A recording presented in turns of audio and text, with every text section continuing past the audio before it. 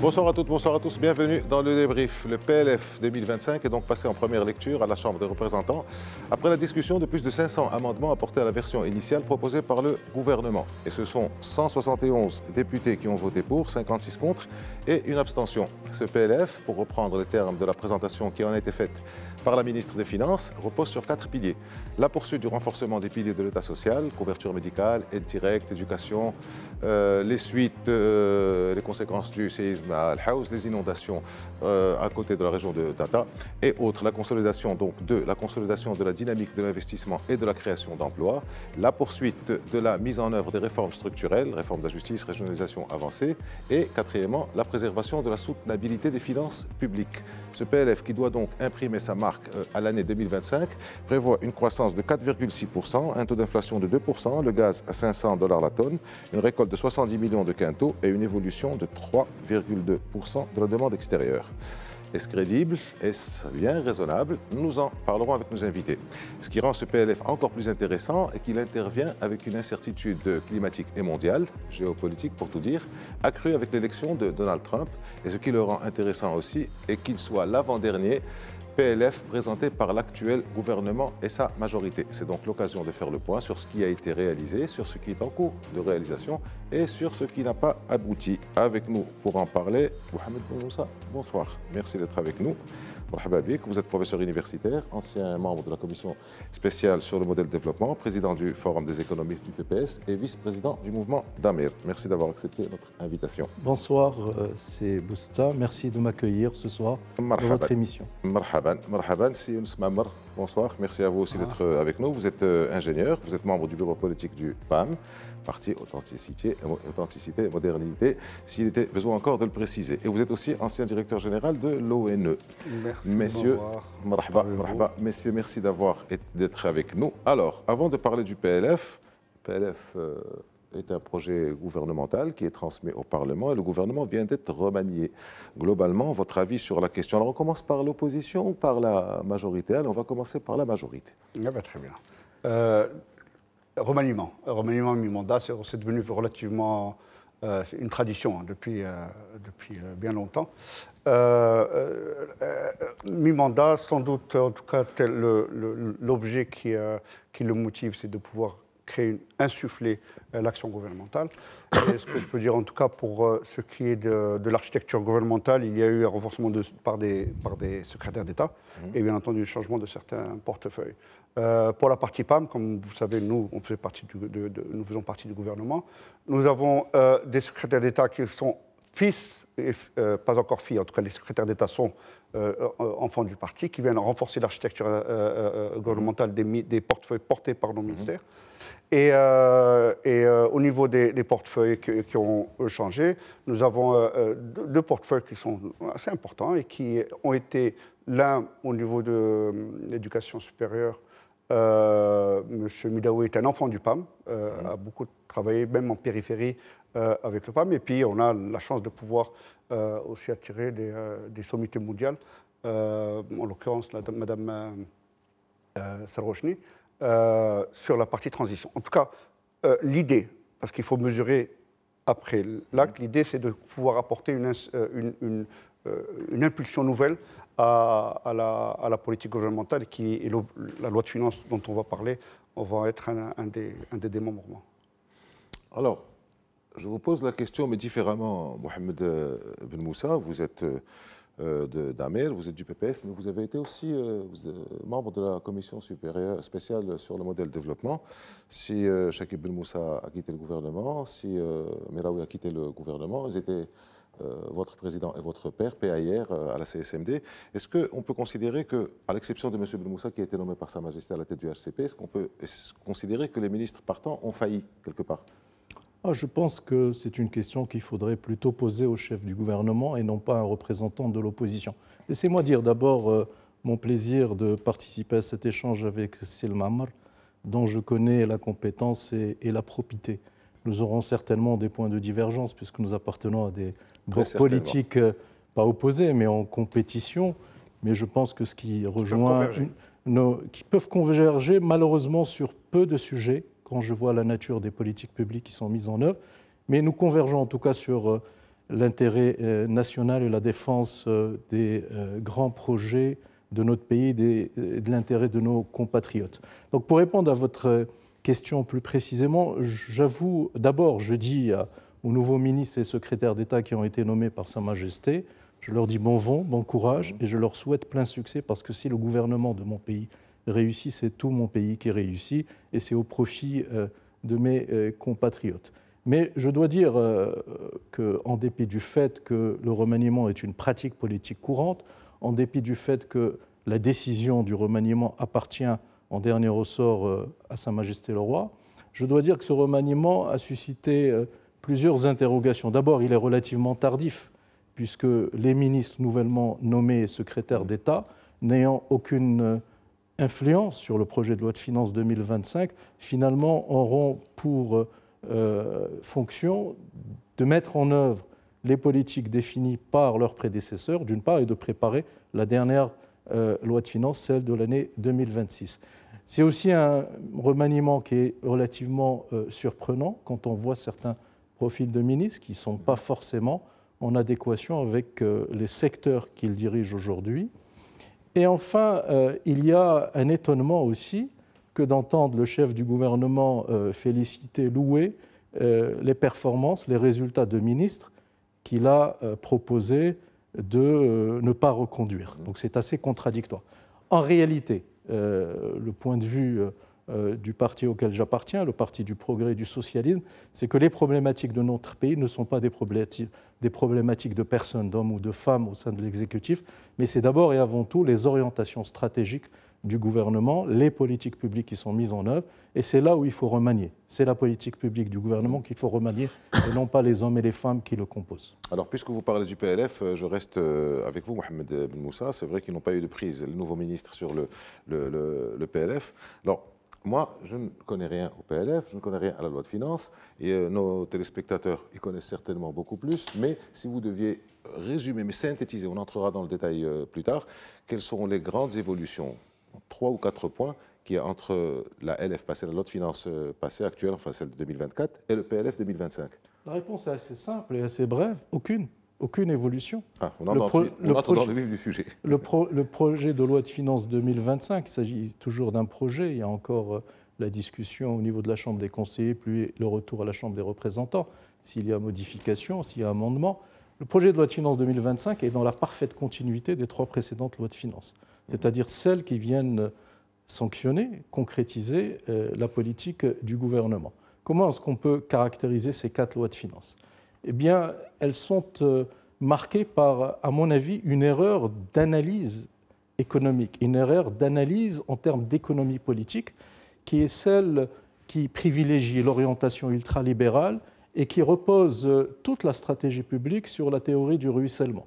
Autrement dit, favoriser les grandes entreprises, les grands groupes financiers, les grandes multinationales, au détriment des PME et des toutes petites entreprises, favoriser également les classes sociales les plus favorisées, les plus riches, celles qui ont des patrimoines importants, au détriment de la classe moyenne.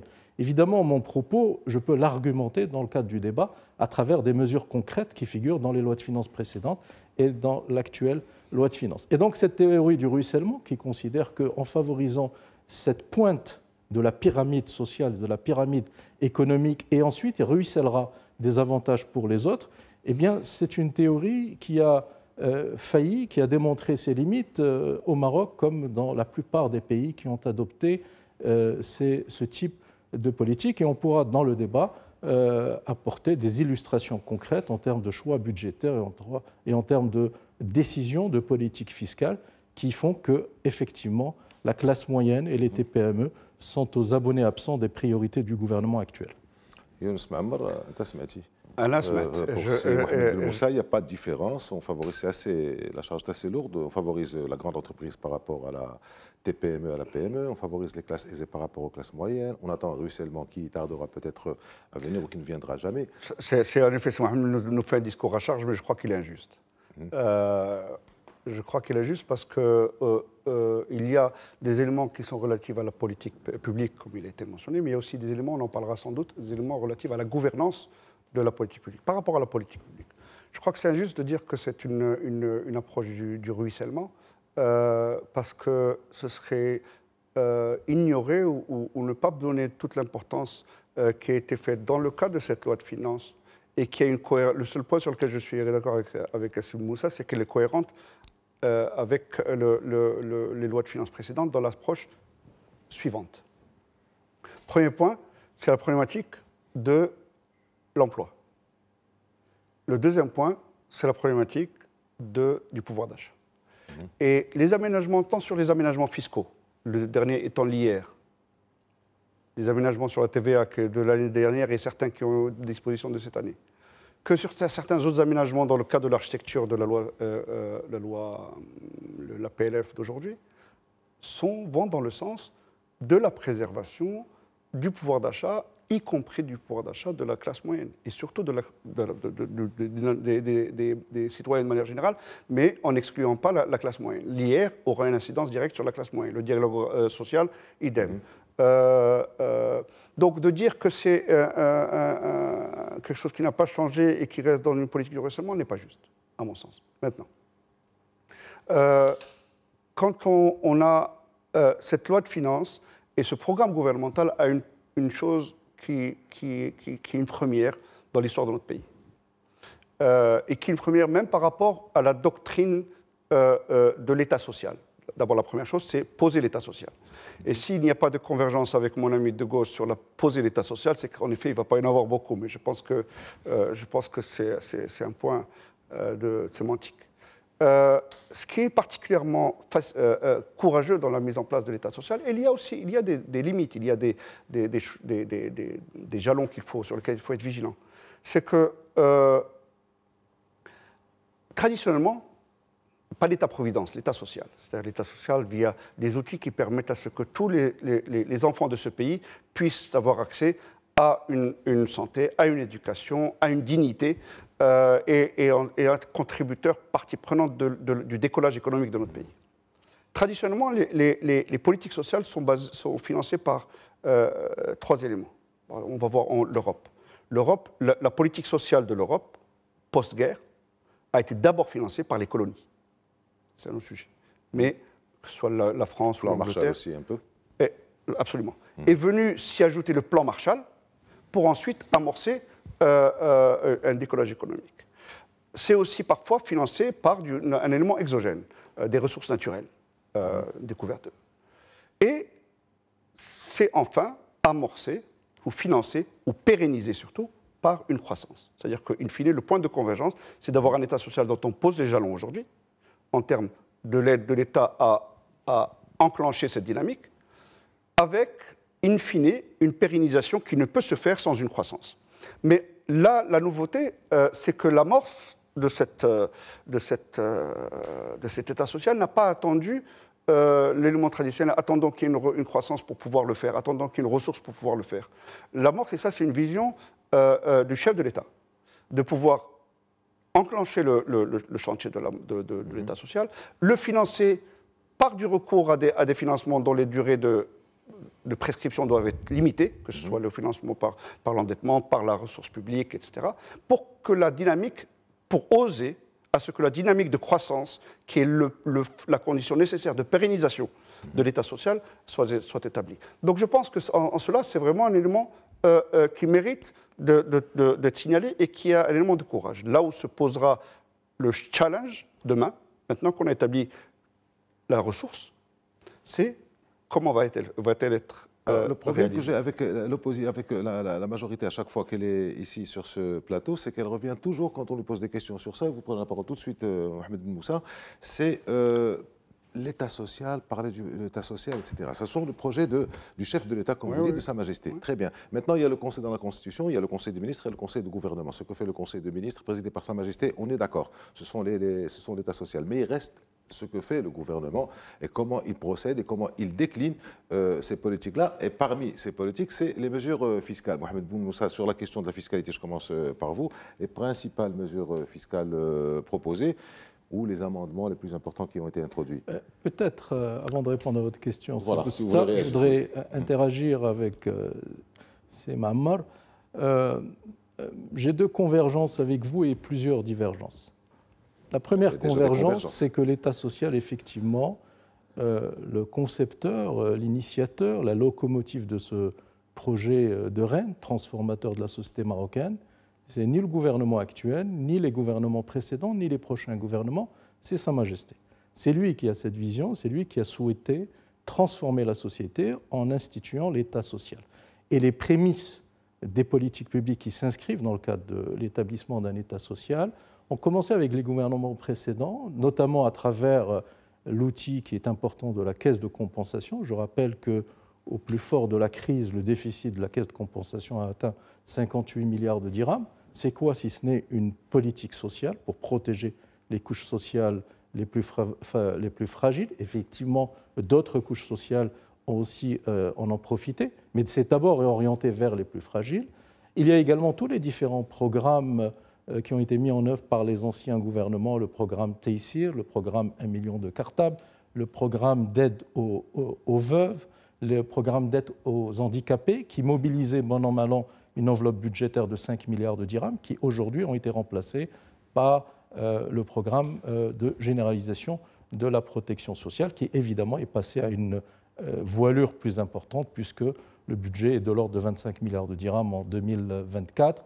Il va passer à 26,5 milliards l'année prochaine et 29 milliards de dirhams en 2026. Deuxième point d'accord, c'est que l'essentiel, c'est d'abord d'assurer la soutenabilité du financement de l'État social.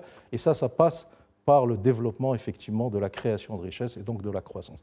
Voici les deux points de convergence. Par contre, les divergences sont importantes. D'abord, les choix de politique fiscale.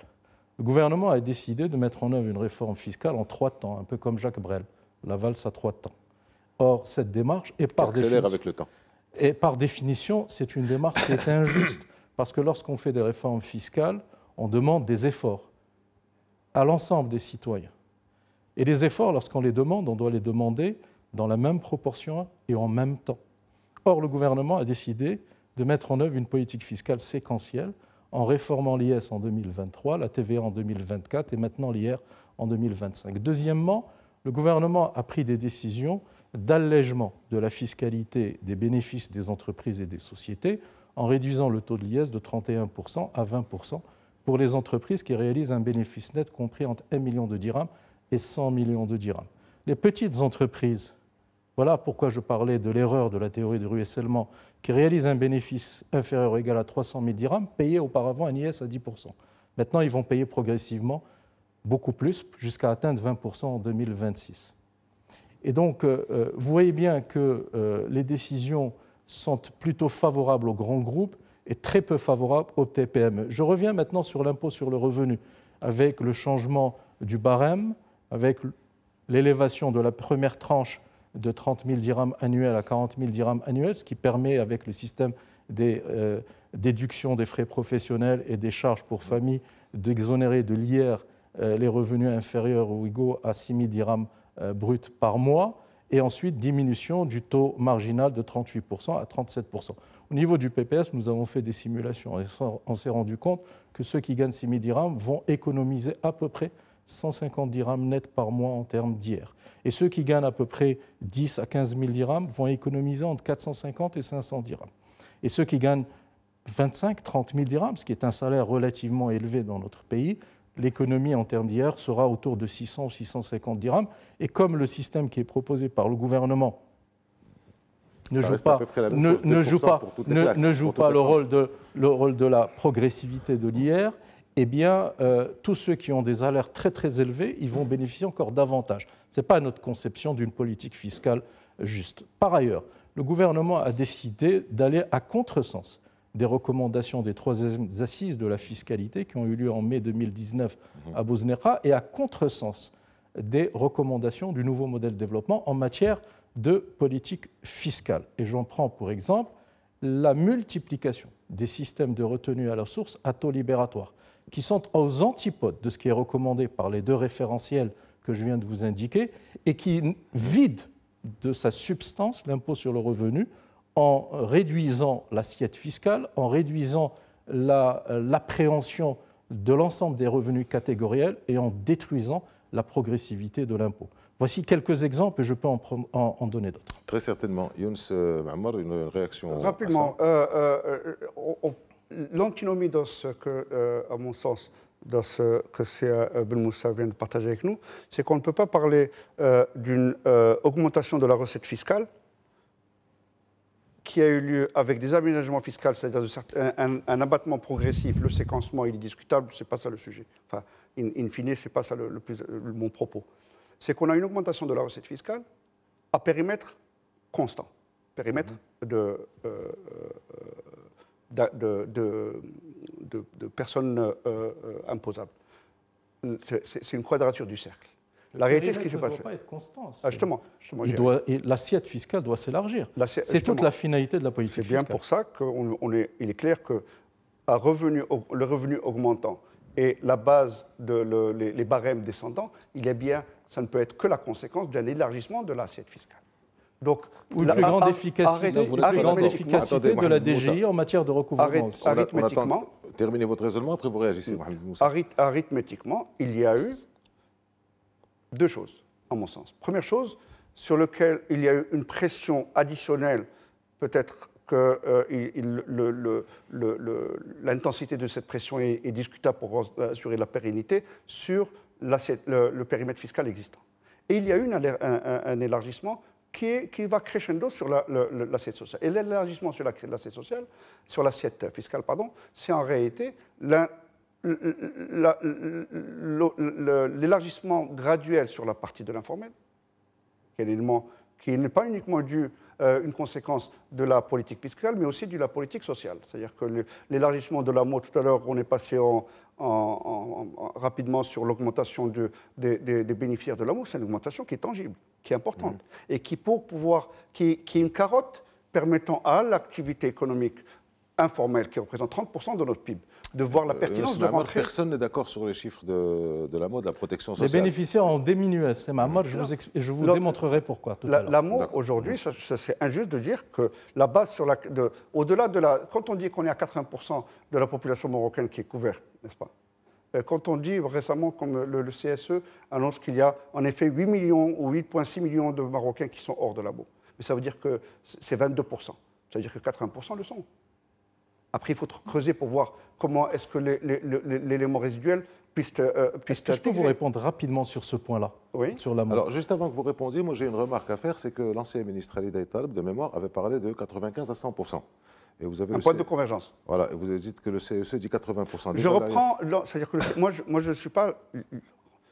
Il y a une tendance. Aujourd'hui, quand on est à 80% par rapport au niveau où nous étions avant, je pense qu'il y a eu un progrès. Il reste un sujet qui doit être traité objectivement par rapport, dont je n'ai pas le détail, par rapport à ces 8 millions de citoyens qui ne le sont pas. Alors, ils sont la résultante de deux choses. La résultante des gens qui sont toujours dans la marge de l'éligibilité par rapport aux critères d'éligibilité. Il faut le traiter, mais il faut reconnaître, mais on est passé à 80% ou 82%. C'est avec une tendance de croissance qui est non négligeable. Je suis sûr que si Mohamed Ben Moussa va nous donner d'autres chiffres. Non, les chiffres sont là et moi je travaille avec les chiffres officiels qui émanent des organisations nationales qui sont indépendantes. Et effectivement, le CSE a eu la bonne idée de faire un rapport d'évaluation intermédiaire de la généralisation de la protection sociale. Et ça tombe bien, c'était justement hier que ce rapport a été diffusé avec une conférence de presse. Eh bien, qu'est-ce qu'on découvre dans ce rapport? Informations que nous avions auparavant, qu'on présentait au gouvernement et qui étaient, comment dirais-je, réfutées par les ministres de tutelle et par le porte-parole du gouvernement. Hier, une instance constitutionnelle indépendante confirme ce que nous disons. Le RAMET couvrait 18 millions de Marocains, 18,4. Le régime AMO-Tadamon couvre 11,4 millions de Marocains. Il y a 7 millions qui ont disparu du processus. Chiffre officiel présenté dans les différentes lois de finances. Le 18,4 millions, ce n'est pas Mohamed Ben Moussa qui l'invente, c'est le chiffre du gouvernement à la présentation de la loi de finances 2022. Donc préparée par les équipes du ministère de l'économie et des finances, juste avant la constitution du gouvernement actuel. Aujourd'hui, l'AMO Tadamon, c'est 11,4. Si on rajoute tous les régimes de sécurité sociale, AMO Tadamon, pour ceux qui n'ont pas la possibilité de cotiser, AMO, régime salariés et retraités anciennement salariés, plus AMO travailleurs non salariés, plus AMO chamil, plus les fonctionnaires qui sont couverts par la CNOPS, nous arrivons à peu près à 25 millions de personnes, de Marocains qui sont couverts. On rajoute à cela à peu près 6 à 7 millions de régimes divers, de régimes dérogatoires, le régime des forces armées royales, le régime des Muqaddam, des Chiour, etc., etc. Nous arrivons à 31,5 millions de Marocains couverts, à comparer à 36,8. C'est pour ça que le CSE a donné le chiffre de 82% hier. Le problème, c'est que nous avons 5-6 millions de Marocains dans la nature. La comparaison Ramed à Motadamoun, c'est 7 millions. Hier, le chiffre a été affiné par le CSE, c'est 6 millions qui sont dans la nature, et c'est 3 millions ou 3 millions et demi qui sont inscrits dans un régime de protection sociale, mais leurs droits sont fermés. Pourquoi? Soit parce qu'ils n'ont pas cotisé, soit parce qu'ils n'ont pas le nombre d'heures suffisant. On va pas sortir du sujet. Et donc la problématique, c'est que, et c'est ce que dit le CSE, et c'est ce que nous disons depuis de nombreux mois, notamment au niveau du PPS, c'est que c'est une bonne chose de couvrir les gens, même si l'universalité n'est pas assurée à 100%, mais c'est autre chose de rendre effective la couverture sociale. Or là, il y a des problématiques qui sont mises en œuvre en matière d'hétérogénéité des systèmes.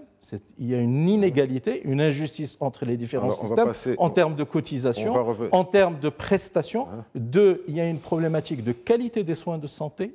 3, il y a une problématique de soutenabilité, de durabilité de ces systèmes. Parce que dans les 4 systèmes, deux mots, l'AMO travailleurs non salariés et le régime CNOPS sont déficitaires. Il y a un rapport prestations sur cotisation de 1,7 pour l'AMO travailleurs non salariés et un rapport de 1,2 pour le régime CNOPS, et le CSE alerte sur la durabilité, la soutenabilité de ces régimes de retraite. On a fait une petite sortie sur on est d'accord très intéressante parce que instructive. Oui, si on est d'accord. Après, on va passer à l'emploi. Oui, d'accord, absolument. On est d'accord sur ça qu'au-delà de, on est d'accord sur le fait qu'il y a aujourd'hui 82% de nos citoyens qui ont une couverture médicale. Mais dont certains ont des droits fermés. Attendez, s'il vous plaît. Et que, bien entendu, la prochaine étape pour affiner l'exercice, bien que le point de convergence n'est pas l'universalité, comment traiter les citoyens qui ne le sont pas aujourd'hui. Certains, comme je disais tout à l'heure, c'est une question de référence et de seuil, et pour pouvoir converger vers une couverture généralisée.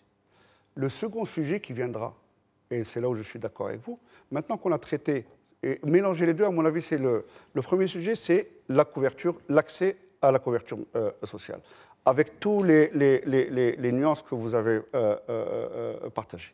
Le deuxième élément qui sera le vrai sujet, c'est la gouvernance par rapport aux outils de prestation du service médical.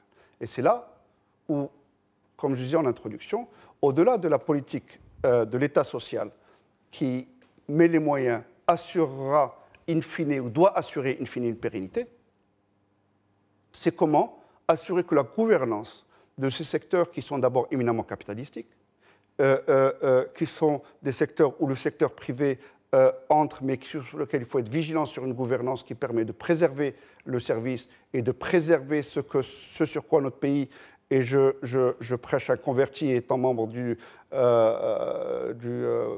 la commission spéciale pour le modèle de développement, qui a identifié que notre pays, pour pouvoir assurer ces éléments de croissance, pour pouvoir assurer ces éléments d'état social, que la rente, dans ses formes diverses, reste le sujet sur lequel il faudra affronter de manière sereine, la politique de la majorité sur ça, sur la rente, parce que justement ça pose un problème. Je peux vous dire qu'il y a un élément qui est extraordinaire dans notre pays, qui est historique et sur lequel il ne faut pas garder, il ne faut pas quitter le cap, et au PAM, on s'en revendique, c'est le nouveau modèle de développement. Et dans le nouveau modèle de développement, plusieurs éléments. Ça pose un problème. On va poser la question tout à l'heure en fin d'émission, c'est-à-dire dans 10 minutes. C'est que les moyens, c'est une chose. La gouvernance sera l'élément fondamental. La gouvernance au sens des services publics. Je connais un service en particulier où la gouvernance de l'activité de l'énergie est cruciale pour pouvoir permettre un décollage franc de ce secteur.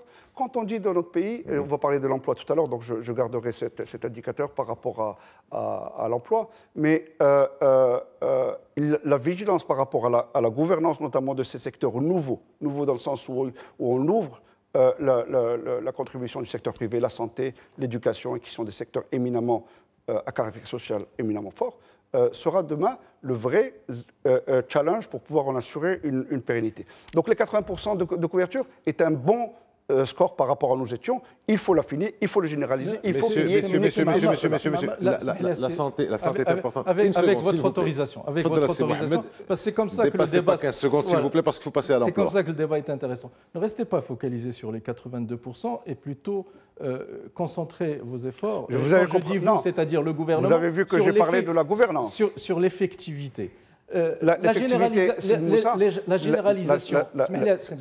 Je ne me suis pas concentré sur le pourcentage. C'est un chiffre sur lequel il faut reconnaître qu'il est important. Mais par contre, je reste vigilant, comme je l'ai dit en introduction, et par rapport au sujet en particulier, sur la gouvernance, c'est-à-dire la mise en exécution. Alors, il y a deux grosses problématiques sur lesquelles le gouvernement est en échec total dans ce projet de généralisation de la protection sociale. Tout ce qu'il a fait pour le moment, c'est élargir des bases de données. Moi, ce qui m'intéresse, c'est le vécu, le réel, le vécu des Marocains, de mes compatriotes. J'observe deux grosses limites. La première limite... Le monde ne s'est pas fait en un jour. Juste petite remarque. Il faut du temps quand même pour ça. Mais je vous rappelle que ça fait 2 années que nous mettons en œuvre la généralisation de la protection sociale. Et dans l'échéancier et dans l'objectif qui a été fixé par Sa Majesté à l'exécutif, la dernière année de mise en œuvre, c'est l'année prochaine, 2025. Donc il serait temps d'accélérer la cadence. Certes. Donc les deux problématiques, laissez-moi les indiquer parce qu'elles sont fondamentales pour éclairer vos téléspectateurs. La première problématique, c'est que le Ramed, qui couvrait 18,4 millions de Marocains, coûtait bon an, maintenant 2 milliards de dirhams. Ce qui fait à peu près 140 dirhams ou 150 dirhams par personne couverte. La Motadamon, qui couvre à peine 11,4 millions de Marocains et de Marocaines, coûte 8,5 milliards de dirhams, plus 1 milliard de dirhams pour la prise en charge du ticket modérateur. Ça fait 9,5 milliards de dirhams, ce qui donne un coût moyen de 840 dirhams. Première question, pourquoi le coût passe de 140 ou 150 dirhams à 840 dirhams par citoyen couvert? Première interrogation sur laquelle le gouvernement n'apporte aucune réponse. Deuxième interrogation, et je finirai. 140 à 840. 140, pourquoi? Parce que les ramédistes étaient couverts uniquement dans les hôpitaux. Alors qu'aujourd'hui, avec la Motadamon, on va dans le secteur public et le secteur privé. Deuxième problématique, c'est que le développement de l'État social doit s'accompagner en parallèle de l'amélioration et de l'élargissement de l'offre sanitaire marocaine publique.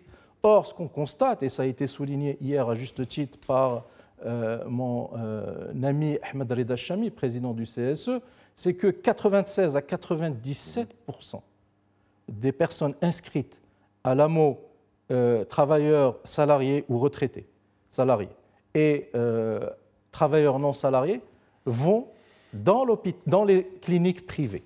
Et même ceux qui sont à l'AMO Tadamoun et à la CNOPS, à hauteur de 40 ou 50%, vont dans les cliniques privées. Et le CSE a constaté que la facture moyenne... On ne fait pas l'émission sur la santé. Je sais bien. Donc, et le CSE a constaté que la facture moyenne d'un dossier de remboursement était 5,6 fois plus cher aujourd'hui qu'il ne l'était dans le cas du RAMED. Merci. On passe à l'emploi. Rapidement. Rapidement. Par rapport à l'emploi. Donc, on a... personne n'a le monopole de la prise en charge ou de prise en compte ou de la sensibilité du citoyen national, du citoyen marocain. On l'a tous. Et quand un élément fondamental dans ce changement, dans cette réforme, dans cette révolution de l'État social, c'est justement pour ne pas que la couverture se limite à une population, de telle sorte que les populations les moins défavorisées de notre pays aient les seuls accès à la santé publique et la santé privée étant réservé à d'autres. Je suis un enfant de la santé publique, ayant grandi moi-même, mes parents étant de la santé publique, et je comprends l'importance, pas l'importance, la centralité de l'hôpital public. Et là, je pense que, quand je parlais tout à l'heure d'éléments de gouvernance, reconnaissant qu'il y a un budget important qui a été alloué au renforcement des établissements publics de la santé, de santé publique, et que ce soit l'hôpital Ibn Sina, que ce soit les centres régionaux, que ce soit les centres périphériques, avec en parallèle le renforcement de l'offre privée. Comme je disais tout à l'heure, l'importance restant d'être vigilant sur la gouvernance, et notamment sur la gouvernance économique. Je vais vous dire un truc, vous avez parlé tout à l'heure de la fiscalité de 2019, dans les assises de 2019, qui ont été un exercice assez intéressant, assez fondateur sur plein de choses, sur la politique fiscale, y compris la réforme de la fiscalité, qui a fait l'objet, exécuté par ce gouvernement en 3 temps, en 2 temps, en 1 temps, elle est là, et surtout, qui avait mis le trait sur ce que un responsable de la Banque mondiale à l'époque, qui était venu faire partager son avis, disait que le Maroc représente une espèce de point singulier par rapport au développement. Un point singulier dans le sens où l'investissement public ramené par habitant, l'investissement dans l'infrastructure ramené par habitant, était décorrélé par rapport à la croissance que connaissait notre pays, qui était somme toute, et où étaient les poches. Ensuite, j'ai parlé d'un des éléments qui le freine. Mais à l'époque, il avait aussi parlé déjà de la gouvernance. Donc ce n'est pas Younes Ma'amar qui parle de la problématique de la gouvernance dans la chose du développement de notre pays, mais qui avait utilisé comme illustration 2 indicateurs qui sont, eux, des indicateurs de record mondial qu'a le Maroc, et qui sont les suivants, qui sont le Maroc avait, disait-il, le record mondial du taux d'absentéisme du corps enseignant dans les établissements de l'enseignement public. Et le Maroc avait un record mondial du taux d'absentéisme du corps médical dans les établissements de l'enseignement public. Ce n'est pas les meilleurs records, il faut les poser, il faut être vigilant et il faut les corriger. Donc l'élément de gouvernance n'est pas un élément corollaire, c'est un élément central qui plus est dans des secteurs de services publics et où la composante privée prend une importance. Alors, on va arrêter sur la santé. Je sens que vous êtes très passionnés par la santé tous les deux. Sans perdre la centralité de l'hôpital public. Sur l'emploi, Assi Younes, je reste avec vous pour équilibrer un peu. Pour équilibrer un petit peu. On ne va pas rentrer dans les chiffres, s'il vous plaît, on va rester sur l'emploi. On a encore 9 minutes, j'ai encore 2 questions, dont l'une sur l'emploi. L'emploi est la priorité, ça a été dit depuis le départ, la campagne électorale de si Akhnouch ou de si Ouabi pour le PAM ou de si Baraka, l'emploi. Or, l'emploi, le taux de chômage augmente. Il y a des phrases qui sont dites, des explications qui sont dites sur la pluie ou sur l'optimisme ou sur autre chose. Qu'est-ce que prévoit la majorité à travers ce PLF, Younes Ma'amar, sur l'emploi? Est-ce que ça va vraiment bouger ou pas? L'emploi est un sujet douloureux. Douloureux parce que des chiffres sont là, et surtout quand on prend la tranche des jeunes. En 2 minutes, s'il vous plaît, même chose pour vous. Il y a les réponses de long terme et les réponses de court terme. Mais le vrai sujet, c'est que l'économie, la structure de notre économie. Cette année, il y a eu une hémorragie d'emplois, on a perdu 300 000 emplois, dont une grande partie revient du rural. Certes, dont acte. Tout à l'heure, vous avez parlé du plan Marshall. Nous sommes, au sein du PAM, nous plaidons pour réfléchir à un plan Marshall de l'emploi des jeunes, avec une dimension territoriale locale très importante. Mais quand on revient aux fondamentaux, notre pays, l'économie de notre pays est telle que 1% de croissance de notre pays génère 25-30 000 emplois. Or, il y a presque 400 000 nouveaux demandeurs d'emploi par an. Donc l'équation, c'est une quadrature. C'est dramatique. Donc, en fait, si on doit, avec ces chiffres, avec un taux du corps, je pars sur votre contrôle qui est mauvais, je pense. 7,4 le taux du corps. Oui. Avec, ce qui est porteur d'emploi à long terme, c'est la croissance. La croissance, l'adéquation de l'emploi avec la formation, c'est la pénétration du secteur de l'informel, c'est l'auto-entrepreneuriat, et c'est aussi, et c'est là où je rejoins un des points qu'avait dit Sibou Moussa tout à l'heure par rapport au TPME, de mettre le doigt sur le rôle que ne joue pas le secteur bancaire par rapport au décollage de la TPME et donc la création de valeur et aussi de l'emploi. Donc, par rapport à la problématique d'emploi, pour revenir aux travaux d'un éminent chercheur marocain que paie son âme Abdelaziz Blel, qui parlait qui était un précurseur de l'économie de développement, c'est-à-dire qui parlait des facteurs non économiques du développement. Disons facteurs non économiques du développement et de l'emploi. J'y ajouterai l'emploi. Et dans lequel la problématique de l'emploi ne peut se résoudre sans qu'il y ait un renforcement de la dimension territoriale. Il y a d'autres choses très importantes. Le secteur privé doit être un acteur clé. Concrètement, PLF 2025, emploi, qu'est-ce qu'on peut attendre? Alors, sur la PLF, si on veut être concret sur la PLF, qui est une photographie de l'instant, il y a à peu près 14 milliards de dirhams qui ont été alloués à la formation, et dont le parent pauvre de la formation par alternance. Il y a les aménagements sur l'IR qui sont de nature à pouvoir améliorer l'employabilité dans ce segment. Et tout ça, c'est des mesures pour pouvoir absorber, si je puis dire, une hémorragie qui est là. Et la vraie hémorragie étant que le vrai sujet, c'est comment créer une croissance qui soit porteuse d'emploi. Le secteur privé doit être on ne peut pas faire l'impasse du secteur privé, et donc de la confiance du secteur privé et du rôle du secteur privé dans l'employabilité des jeunes. Et ça, c'est vrai que c'est un sujet qui va revenir et qui est structurel finalement dans notre économie. Moussa, comment vous voyez les choses? Et qu'est-ce que vous proposeriez, s'il vous plaît, restez sur 2 minutes, essayez. C'est compliqué de vous proposer une politique de l'emploi en 2 minutes. C'est tout l'exercice. Vous savez, parler de l'emploi sur 45 minutes sur le PLF, ça va être compliqué. Non, je le ferai en 4 minutes, si vous le permettez. Peut-être une précision. Non, en 4 minutes, on finit l'émission. Déjà, désolé, en 2 minutes, ça passe très vite. Alors, une précision, les 14 milliards prévus dans le projet de loi de finances 2025, ce n'est pas pour la politique de formation, c'est pour la politique de l'emploi. Il y a 12 milliards qui sont consacrés à la mise en œuvre de la charte de l'investissement pour les TPME, et on attend le décret d'application avec les avantages. Il y a 1 milliard pour figer l'emploi dans le monde rural, et il y a 1 milliard pour soutenir les politiques actives de l'emploi, c'est-à-dire idmaj, muqawalatit, il, tahfiz. Ça ne va pas dans le sens d'emploi? Non, ce n'est pas pour la formation. Je dis que c'est 14 milliards, ce n'est pas pour la formation. Y compris la formation. C'est pas pour la formation, c'est 12 milliards, comme je viens de vous le dire, pour la charte, 1 milliard et 1 milliard. Maintenant, pour l'emploi. Les économistes ont l'habitude de dire que pour créer de la croissance, c'est la croissance qui crée l'emploi, ce n'est pas la fonction publique, c'est le secteur privé, et en particulier la TPME, il faut 3 ingrédients. Je dis que dans notre pays, le Maroc, il en faut un 4e. Premier ingrédient, c'est la quantité de capital. Deuxième ingrédient, c'est la quantité de travail. Et troisième ingrédient, c'est la productivité globale des facteurs. Au Maroc, il faut un 4e ingrédient, c'est le degré de confiance. Or, nous avons une problématique de défiance qui explique la faiblesse de l'investissement national et de l'investissement privé plus particulièrement. Il faut savoir que dans la première décennie 2000, le taux d'investissement national était de l'ordre de 30%. Aujourd'hui, nous avons chuté à 25%. Avec un investissement public qui ne cesse de grandir. C'est dire que l'investissement privé a baissé. Donc il faut instaurer de la confiance pour que le secteur privé puisse investir. Et la charte d'investissement, je ne comprends pas pourquoi le gouvernement a sorti le décret d'application pour les grands investissements qui créent très peu d'emplois en 3 mois. Et ça fait plus de 2 ans que nous attendons le décret d'application. Deuxièmement, un mot, c'est Boustin. Un mot.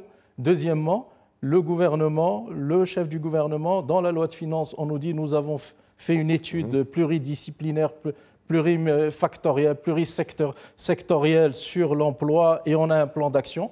Je ne comprends pas pourquoi on ne respecte pas l'article 27 de la Constitution et pourquoi on ne met pas dans l'espace public, pour les chercheurs, les universitaires, les partis politiques, les médias, eh bien, à la fois ce diagnostic du marché de l'emploi et le plan d'action pour en discuter rapidement. Je me suis laissé déborder par le temps parce que j'avais une question sur la confiance. Que fait le PLF pour restaurer la confiance rapidement? On va déborder peut-être de 30 secondes ou de un peu plus que 30 secondes. La régie ne va pas aimer, c'est pas grave. Le NMD, nouveau modèle de développement, vous avez 1 minute. On en est où de ce NMD? Nous avons un ancien membre de la commission. Je pense qu'on est en train de s'en éloigner. 1 minute, montre en main. La confiance est un élément important, je suis d'accord sur ça. La confiance, le NMD. Non, je sais bien, parce que la confiance reste, pour rebondir ce qui a été dit tout à l'heure, l'élément de confiance, et notamment du secteur privé, est une condition nécessaire de création de valeur. C'est ce que je disais tout à l'heure par rapport à l'emploi. Le nouveau modèle de développement, nous en revendiquons. en termes du diagnostic qui a été posé. Je vous ai parlé tout à l'heure de la problématique de gouvernance, de la problématique de la rente, mais aussi de la problématique de libération de la dimension territoriale. Et il y a une centralité à apporter à ces deux éléments, le territoire et la gouvernance. La gouvernance, notamment comme corollaire de l'État sur l'élément social et sur l'élément d'investissement. La TPME, aujourd'hui, est une condition nécessaire de décollage économique. Parmi les mesures que nous avons mentionnées, c'est rapidement de passer, de la même manière qu'il y avait eu des CRI qui ont, normalement, fait leur rôle et aujourd'hui sont passés à une configuration différente, c'est de la mise en place de centres régionaux de l'emploi. Encore une fois, la dynamique territoriale, pour nous, est une condition nécessaire pour l'emploi. Je suis désolé, je n'ai pas envie de me faire gronder et danser par la régie. Vous avez 30 secondes pour parler de ce que vous connaissez très bien. On en est où du NMD? 30 secondes, ça me semble impossible. Le NMD, pour moi, n'a pas été mis en œuvre par l'exécutif actuel. Évidemment, il est cité en référence dans les discours, dans les éléments de langage, dans les déclarations, dans les préambules des lois, mais dès qu'on rentre dans les articles des lois, on voit qu'on est à rebours des orientations du NMD. Tout à l'heure, j'ai donné quelques exemples en matière de politique fiscale. Deuxièmement, et c'est le lien entre le NMD et la confiance, la cheville ouvrière, l'épine dorsale, la colonne vertébrale du nouveau modèle de développement, c'est restaurer la confiance. Or, lorsqu'on voit un certain nombre de décisions qui sont prises par le gouvernement actuel, par exemple, 13 milliards de dirhams d'abondant. On arrête. Une phrase, s'il vous plaît. C'est une information importante que je dois communiquer. Lorsqu'on exonère les importateurs d'ovins et de bovins de 13 milliards de dirhams de droits de douane et de TVA, sans impact sur le prix de vente, sur le pouvoir d'achat des citoyens. Lorsqu'on voit qu'au niveau du Parlement, on réduit, là, je termine ma phrase. Non, vous ne pouvez pas, parce qu'il faut terminer l'émission. Une phrase, s'il vous plaît. On réduit les droits d'importation. On réduit les droits d'importation de 40% à 2,5% dans l'importation du miel au bénéfice d'un importateur qui est député du parti au pouvoir. Je ne crois pas que cela restaure la confiance auprès des citoyens. On s'éloigne du NMD, je voudrais dire deux choses. Non, on ne peut pas. L'État, on a déjà dépassé plusieurs minutes. Ce gouvernement est fier d'être celui qui aura posé l'État social, qui est c'est une révolution dans notre pays. L'exercice est perfectible, sans doute. Ce gouvernement est fier d'être l'outil qui a permis à cette politique sociale de se mettre en place. Moussa, je vous promets, nous allons prévoir une autre émission sur tous les sujets dont vous voulez parler et on va consacrer beaucoup de temps pour ça. La clé, c'est la confiance. Merci. L'État social, on a oublié une chose. Merci à vous de nous avoir suivis. Désolé pour le débordement. À la semaine prochaine.